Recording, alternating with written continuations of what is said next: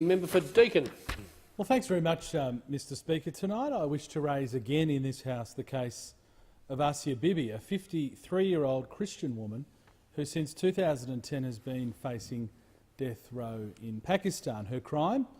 She's alleged to have committed blasphemy. Indeed, in 2010, Asia Bibi was accused by two Muslim women that she polluted a cup of water by drinking from it and has since spent 8 years in jail away from her 5 children. Earlier this month, Ms Bibi had her appeal heard by the Supreme Court and is now waiting indefinitely for a verdict. Many international onlookers stand by Asia Bibi and see her plight as a symbol of suffering in the face of terrible intolerance and injustice. The imminent decision provides both a challenge and opportunity for the people of Pakistan at a time when fundamentalists continue to exert pressure.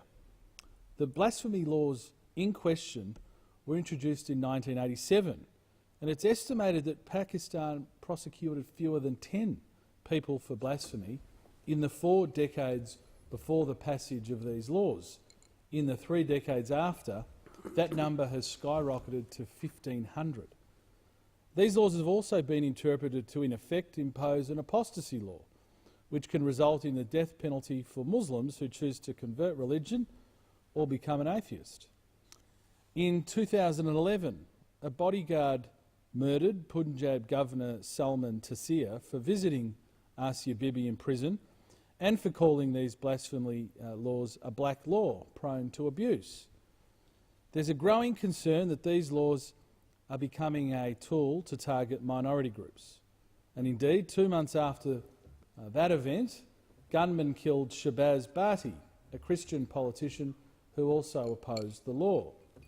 The leader of TLP, an Islamic fundamentalist party started 3 years ago, hails this murder of Mr Taseer as a martyr's call, and he's supported it, and as a martyr has called for all blasphemers to be killed. However, these are not matters just unique to these individuals. During the general election campaign at the middle of this year, the now Prime Minister of Pakistan, Imran Khan, vowed to defend these blasphemy laws. He claimed that the death penalty for blasphemy helps maintain peace in society. And whilst many pundits and commentators around the world offer sympathy to Asia Bibi and those in her situation, the time for vain platitudes is over. This year, Australia is going to spend over $40 million in direct foreign aid to the government of Pakistan. And when Australia supports foreign aid, as it does, it has a number of objectives in mind, one of them being supporting stabilisation and resilience. It continues, supporting Pakistan's stability is critical to economic growth and human development. If this objective is to ever fully be realised, our support must be contingent on countries like Pakistan ensuring that they don't violate these most basic of human rights. The people of Australia expect aid to reach those people in need, not to prop up extreme regimes. And no person requires more assistance than those who are prevented from access to the most basic of human rights, thought and life. In Australia, we are so fortunate to live in a society of opportunity, fairness and justice. We have a legal system that ensures a fair trial and a political system that gives a voice to minorities.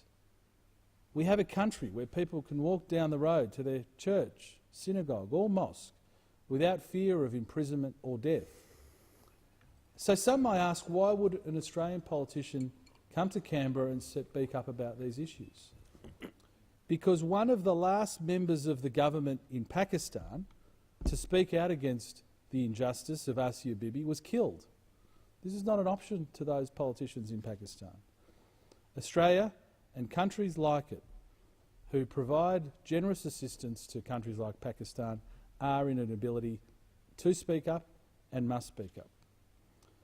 My point is, Pakistan can and should seek to benefit financially as a global citizen, but it must do it by stamping out terror and abuse of its own citizens. Holding a belief is not a crime. A regime killing people for an alternative belief is.